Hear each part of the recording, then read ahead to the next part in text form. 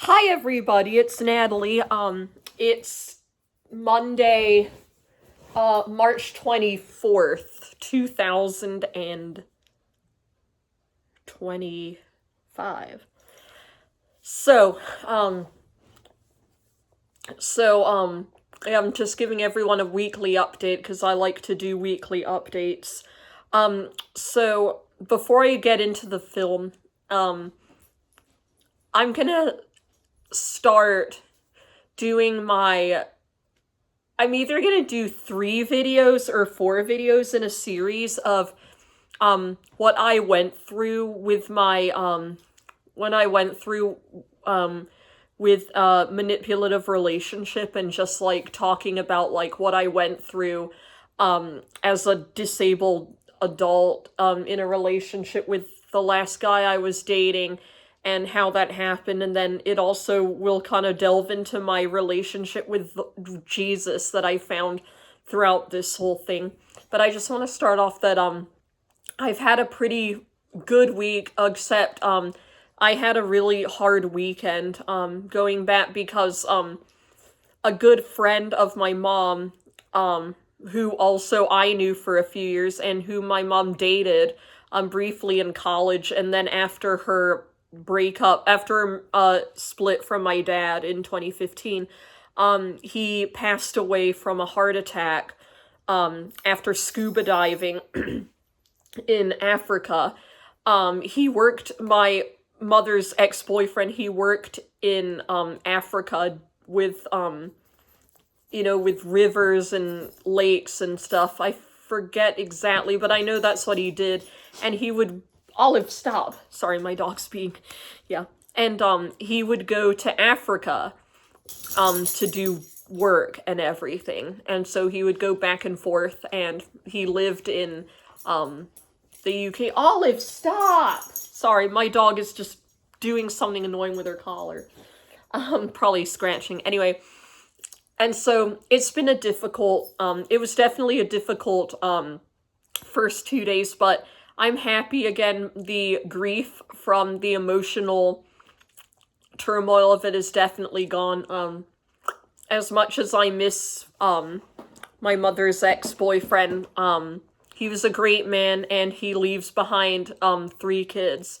And so he was scuba diving apparently, and then he was signaling that he was coming up to the surface to get air, and then that's when he had the heart attack. And apparently, to me, I just find it so like crazy that like so many people in the USA have heart attacks. Not just the USA, the UK, anywhere in the world, they have so many people have heart attacks. And it's just like, there are some things that are out of our control, like congenital heart defects, that could maybe put a risk of us developing heart attacks. But a lot of the times heart attacks are 100% preventable. And and I'm trying not to judge people, but people really need to start taking care of themselves, eating better, keeping a good weight if possible. And I know a lot of medical conditions can make women or men or anyone gain weight, so that can be kind of a difficult thing. But people just need to take care of themselves better, and that's what I'm doing. Like, I'm trying to eat healthier, I'm trying to work out more, get out in the sun and just do things that I want to do. And so I got the news when I was at work at Whole Foods when I was doing the shopping, and my mom had told me that, oh, I have sad news to share. Chris died of a heart attack while diving, and I just was so shocked. And that whole time when I was at work, I was like shocked and stunned, and it was like, how could this happen? Like, I literally was talking to this guy a few weeks ago, and it's really scary, like, when someone even if they're not extremely close to you, died suddenly. And it's, and this is why I tell people, just be grateful and thankful that you have your family in your life and that you have your health. And there's that famous quote that says, if you have your health, you have everything. And, you know, it's sad because I feel for his, children right now. They must be grieving. And, sorry, excuse me, and it's just hard because they lost their dad. And, they haven't had the best upbringing either, so it's very sad what happened.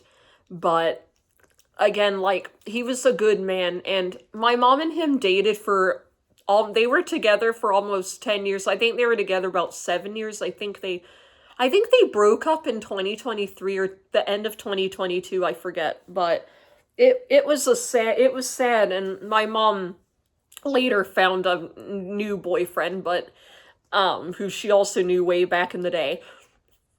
But I remember the first time I met him, my mom came to pick me up, I guess, from work, and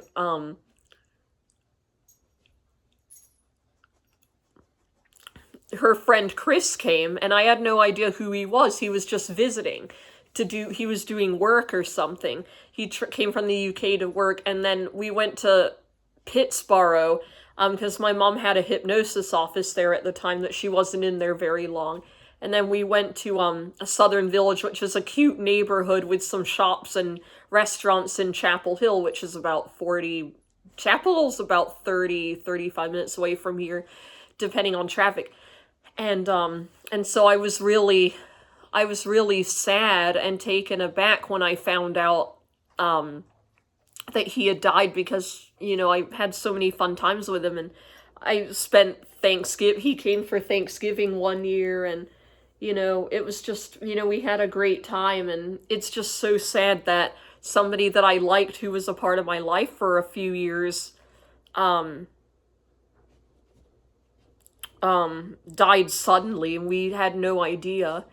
And so, yeah, it was a shock. But other than that, apart from that, my week was pretty good. My emotional health has gotten better. I still have my good days and bad days, but in my next video, I'm going to, I'm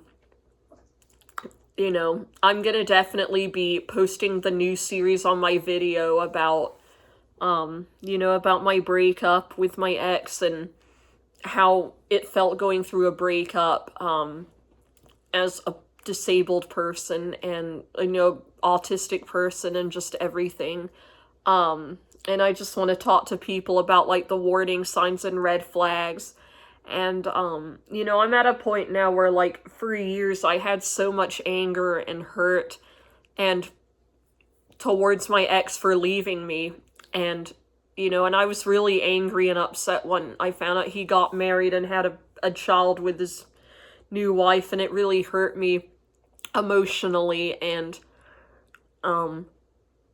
because I've been single for almost 7 years, and it's, I haven't had luck finding anybody, and it's been kind of hard, but I've been depending on my Christian faith and really, like, just staying strong and meeting the right person one day, and I'm really leaving it up to God to lead my life, because, I'm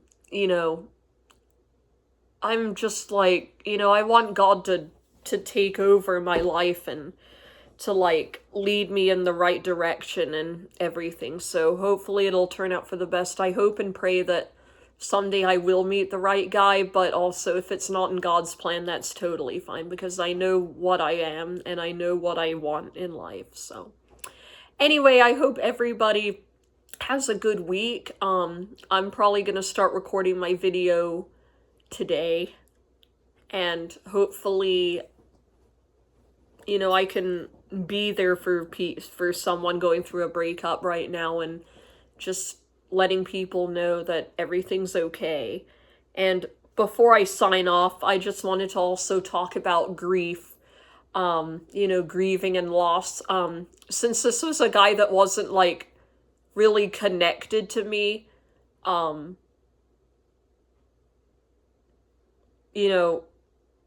for a long time, You know, I'm really happy with how I came out of the grief because, like, first of all, with me, it started out with shock and then feeling sad and just like, man, I wish this didn't happen. And then feeling a bit sad and then acceptance. And the first day that I got the news, I felt like really sad and shocked and could not believe it. And I was like, I didn't have my energy, not energy, but I didn't have my normal happy feeling that I usually feel.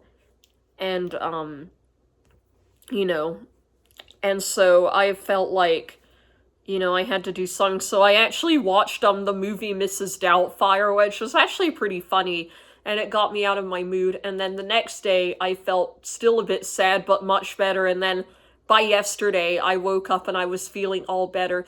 And in the past with grief, for me, and everybody grieves differently. Some people, it takes a long time for someone to grieve the loss of somebody. Especially if it was a family member, a sibling, a grandparent, an animal, a pet, whatever. And for me personally, you know, I've lost a few friends, and I lost one of my friends almost 5 years ago. And you know, I was feeling really sad and grief-stricken for one day, but the next morning I felt completely fine and I accepted the loss, because that's what you have to do. Like, you know, grief doesn't have a timeline, but if it gets to the point where it's affecting your daily life so bad you can't get out of bed, then that's when you need to turn to professional help. But with that being said, I feel like I handle grief a lot better than I have in the past. Like, usually for a day or two, I'll feel like really sad, like crying and just feeling, and then the next day I'll feel a lot better. And, you know, I'll feel happy again. And I'll feel back to my normal self like nothing happened. Like, basically something did happen, but it's like, you know, I feel happy about it. And so, you know, with the way I deal with grief, you know,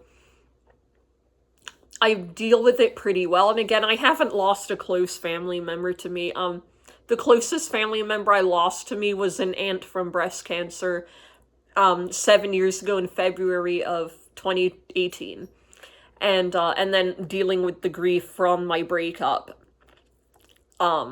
with my ex. That was also really, that was tough. And so grief comes in many ways, not just the loss of a pet or a loved one, but the loss of a job or relationship or a friend moving away, you know, or even the loss of a friendship that some people had to end for whatever reason.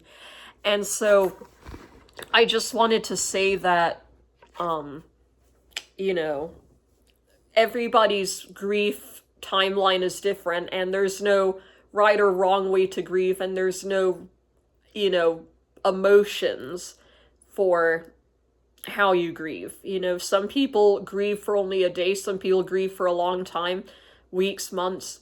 Other people grieve for a day. Some people don't. That's true. Some people do not grieve over the loss of somebody. Even if, like, maybe they weren't getting along with each other, they just were not, you know, whatever. But yeah, that's how I deal with grief personally. And for me, what usually helps is usually going out and doing something, talking with a friend or a family member, about the loss of someone, and just, you know, be happy, you know, and just get out and remind myself that these feelings will subside. You'll always miss the person. The person will always be there in your heart and will live on, but you also have to continue on with life, because life is worth living. Like, there's so much in life to do, and I tell myself I'm still young. I'm almost 30. I'll be 30 on June 30th of this year. And, you know, I tell myself, you know, life goes on. You know, life goes on, and, you know, we go through things in life that we may like. We go through things that are exciting in life. I have a lot to look forward to. I'm going to LA for my 30th in June. At the end of April, I'm going to St. Louis to see Paul Simon. In September, I might go to New York or in Pennsylvania to see a Zydeco band that I really like. So, and hopefully going to Scotland in October, because it's been almost 20 years since I went to Scotland. So, But anyway, I'm gonna end the video here. Let me know how your week is going. Comment below, like this video, subscribe, share with your friends, about Raleigh YouTuber in the area local, who's neurodivergent. So yeah, anyway, I will see you guys in the next video. Have a good day. Bye!